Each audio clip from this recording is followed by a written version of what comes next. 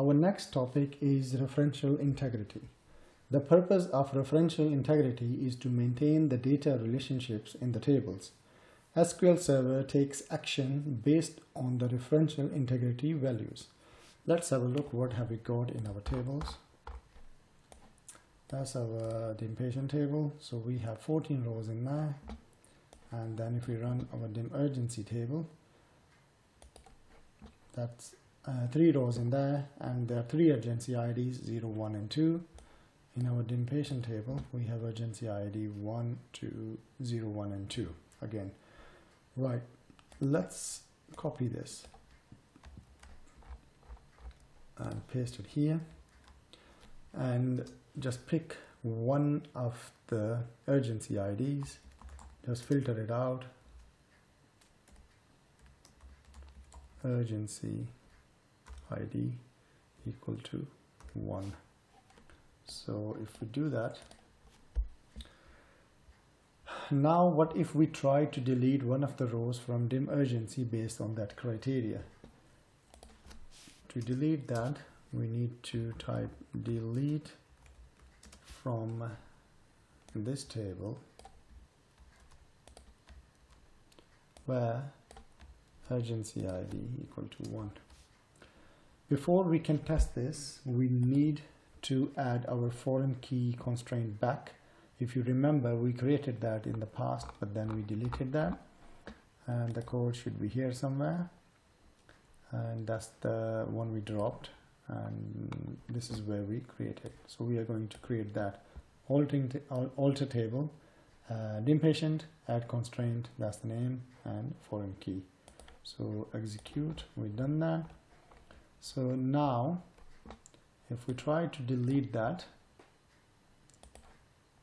it does not allow that. As you can see, there's an error.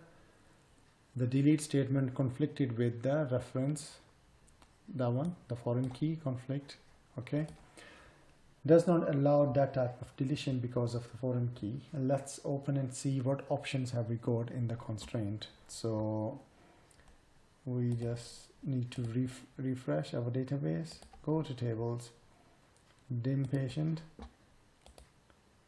keys, yeah, it's there. So if we just double click it,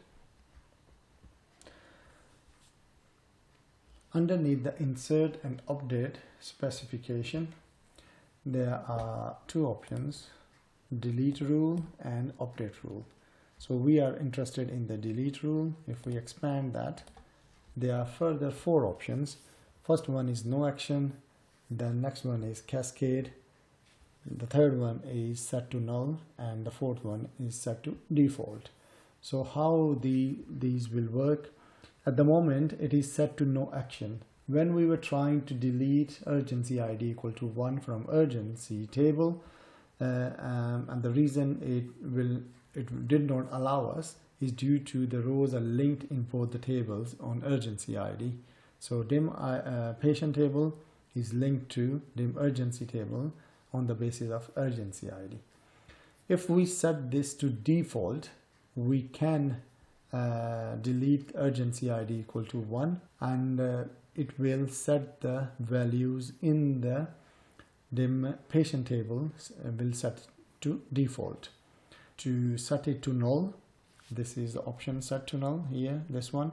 If we set to null, it will allow the deletion in the dim urgency table, but the values in dim patient tables that are linked to dim urgency table, they will be set to null.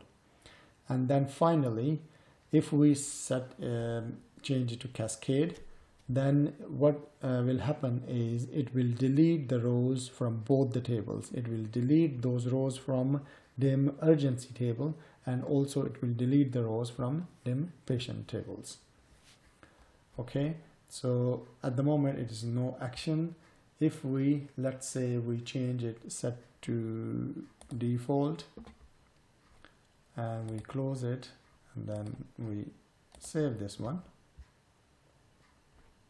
yes, and now if we delete the row in here, as you can see the row has been deleted, and let's look what's happening in dim urgency table. So number 1 is gone. If we look in the patient table, and where it was number 1, it has set to 0 because we added the default constraint to 0, so that's why they've been changed to 0. Ideally, take a snapshot of it, otherwise we will forget what was happening with the data. So we take a copy of that, minimize this, and now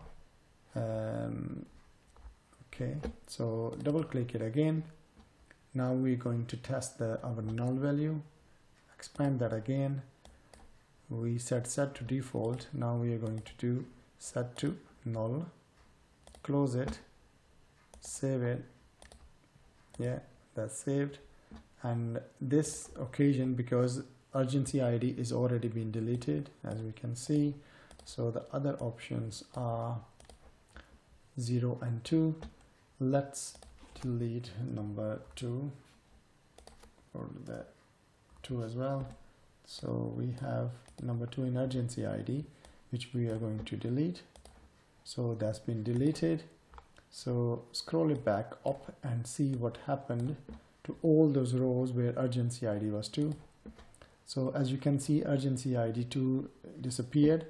If we maximize our snapshot and see what happens, urgency ID 2 was row number 2, row number 3, and row number 9. So as you can see here, row number 2 is null, row number 3 is null, and row number 9 is also null. So which means when we set it to null, the urgency ID was set to null after we deleted those rows from dim urgency table. Right, let's open that again and let's try our final option, which is cascade. So set to cascade, close and save it. We have only one option left in our dim urgency table, that's 0. So 0 and 0 there. And then what if we delete this 0? So that's gone. Let's see what happens to dim patient table. Select that and bring up our snip, and as you can see, we have just deleted with urgency ID equal to 0. So number 1 was urgency ID where it was 0, then there was number 5, number 4, number 5, number 8, number 10, 100, and 101. So how many? 1, 2, 3, 4, 5, 6, and 7 rows. As we can see here, all those 7 rows been disappeared. So with cascade option, it deleted all the rows for urgency ID equal to 0 from dim urgency table. At the same time, it deleted all the rows from dim patient table as well. So we had 14 rows altogether. Out of that, 1, 2, 3, 4, 5, 6, 7, 8. So 8 rows been deleted and we got left with 7 rows.